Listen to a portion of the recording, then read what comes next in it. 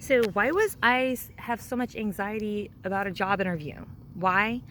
Because the first question they asked was, well, what have you done with working with people with autism or on the spectrum? And I was open and honest.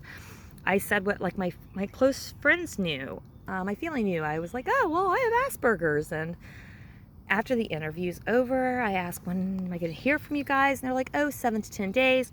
Click, interview's over, and anxiety levels hit the roof. I'm like, you were honest, you told them.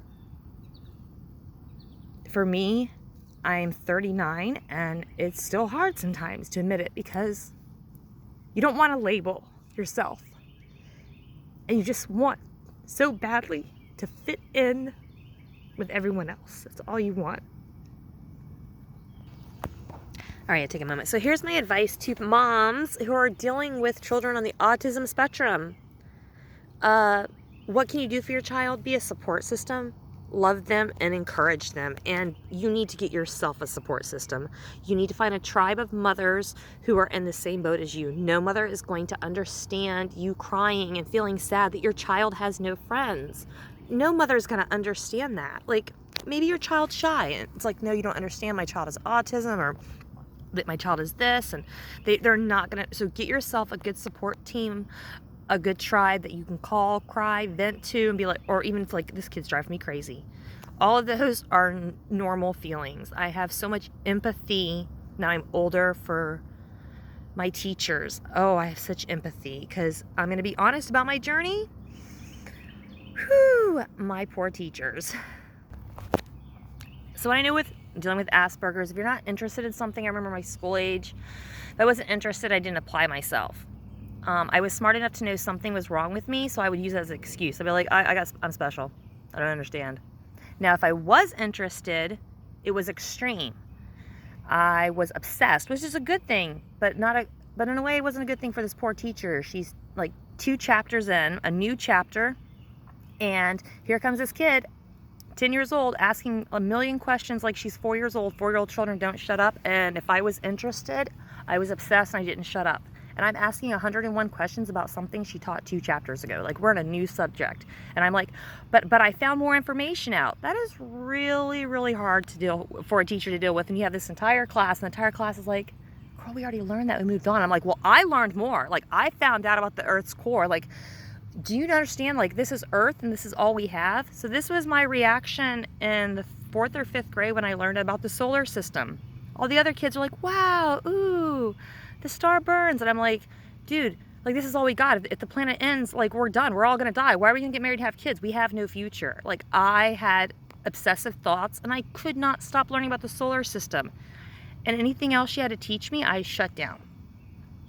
So how do you work with a kid like that? Empathy and patience. So go back to the 2nd grade. I do not know how to read. Why? Because I wasn't interested in reading. I felt like decoding those letters was like Egyptian hieroglyphics. It was going to be too hard. And what do I need to read for? Her name was Miss Myers. She was sympathetic that I was not interested in learning what she had to teach. But the way she got to me was empathy, soft talking, things of that nature. Like, I know, but let's just try this, please. You're a whole new world's going to open up for you. She won't stop, so I decide to try this reading thing out, and the book was Thy Friend Obadiah. I'll never forget that. 2nd grade, Miss Myers, the first book I ever read, and now I'm going to become obsessed with reading. I have to read everything, which for a parent, that could be really annoying. You're trying to grocery shop and your kid is obsessed with reading everything. So going to the next aisle, I would get frustrated because I'm not done reading all the boxes of cereal. So poetry and reading struck into my brain. I'm obsessed with it. I love it. And art. So here I am. I think it's 7th or 8th grade. History. I'm not really paying attention, but I hear my teacher say, Behar, February 24th, 1836, Commandancy of the Alamo. I'm like, ooh, that sounds poetic. This is history, by the way. So now I'm obsessed with what she has to say. I'm interested in what she has to say, but I'm obsessed with the Commandancy of the Alamo. And I'm having trouble comprehending. So that's another thing. It's hard. If you have trouble comprehending, it can be overwhelming. And then comes the meltdowns where you're screaming, could be crying, could be yelling in the middle of class. So for your peers, it's like, this kid's crazy, or other peers like, man, she is badass. Like, look at her running her mouth to the teacher. And then the poor teacher's like, this kid's a brat, is a problem child. I didn't have coping skills. Now we're in 7th or 8th grade. I had no coping skills. So I didn't even realize that yelling, screaming, crying, throwing a fit, I did not realize was inappropriate. It will be embarrassing enough to say the 9th grade. I went and snuck into my parents' room and I find all this paperwork about me from the Department of Social Services. They got me at 14, so they had no training on how to deal with me either. They had no training. So I'm reading these evaluations and I'm reading about frequent outbursts of crying and throwing fits, has trouble making eye contact. And I read about tics. She has tics. She counts her fingers all the time. And I'm reading this. I'm like 17 years old. And I read about, I'm reading about Asperger's. This kid has anxiety issues. And I'm going back and thinking about my life and who I am and my behavior and how I act. And that's when it dawned on me, you're not normal. Like, something is wrong with you. And I didn't know how to talk to anyone because I was ashamed. I was like, I'm reading all this stuff about me. Like, I'm not normal. I walked around angry at the whole world because I thought the whole world wasn't normal, but it's me. Like, I don't fit in this box. My behavior isn't normal. It was hard to cope with. I didn't know how to deal with it. And I'm embarrassed to say, but it's true. I overdosed on 200 pills. I decided I can't fit in this world. I'm done. So in the end, a friend finds me and I decide while I'm in the hospital, I'm going to reinvent myself. The new me is going to listen to her teacher. Even if I don't agree with her, or if I am not interested in this crap that she's teaching me, then the new me is going to stop being obsessed, which I'll never stop that. That's me. The new me is going to be quiet because I am loud. I talk loud. I didn't know that wasn't normal. Like, I'm reading about this. I'm reading about all these evaluations. And I am so depressed at this point in time because I am discovering that I'm not normal. And so these moms who are dealing with this, like, I didn't make friends very easily. I was a very angry child. I remember being in my own world. I really didn't make friends till probably 4th grade because I had invisible friends, and the invisible friends were great. And sometimes I got bored though with the invisible friends and I wanted to go play with the other kids, but I had pushed those kids away. And I didn't mean to push them away. It was just I was busy with my invisible friends. So when I tried to go back to make the new friends, they're kind of like, you're mean. And I'm like, no, dude, I was just busy over here with my invisible friends. But in my life once, I met a guy, his name was Steven, and he had no friends, so he decided to become friends with me and my invisible friends.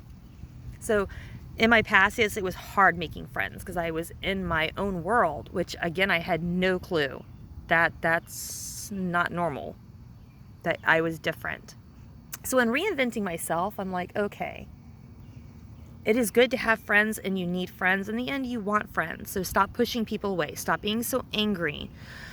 And in the end, I was blessed. I kept making friends with people who were outgoing, who, if they saw me doing this or saw my tics, they didn't point them out. They just laughed. Mandy's silly. She does different things. And I'll say one of my first friends who brought me out of my shell was Brandy. She was outgoing and she wouldn't shut up talking to me. And she was like an alpha personality. Alpha. Like, we're going to be friends.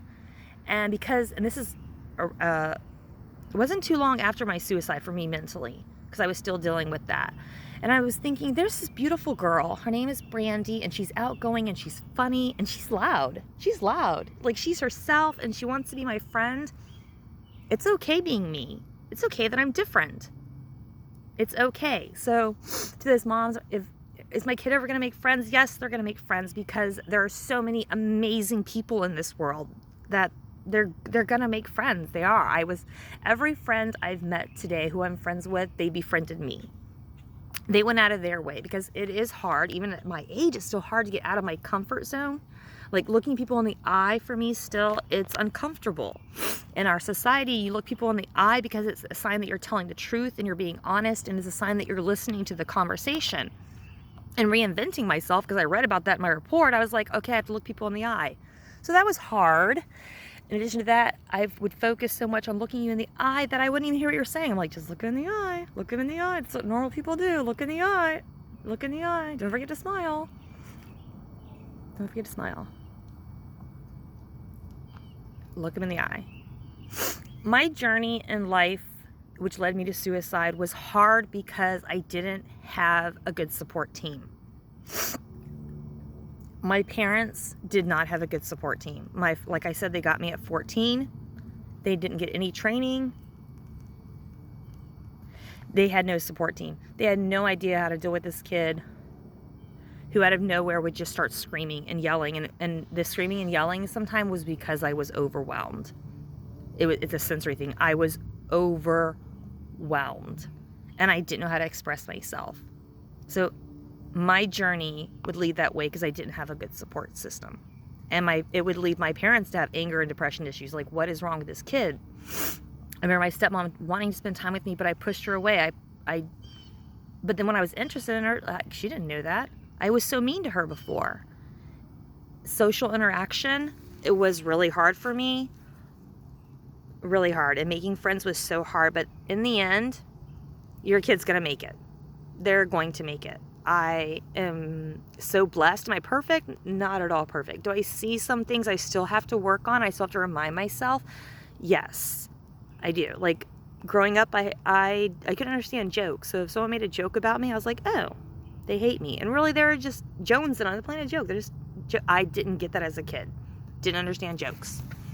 So I took a lot of that to offense because I couldn't process that thing. And even today, I sometimes have trouble with processing, like, other people's behavior.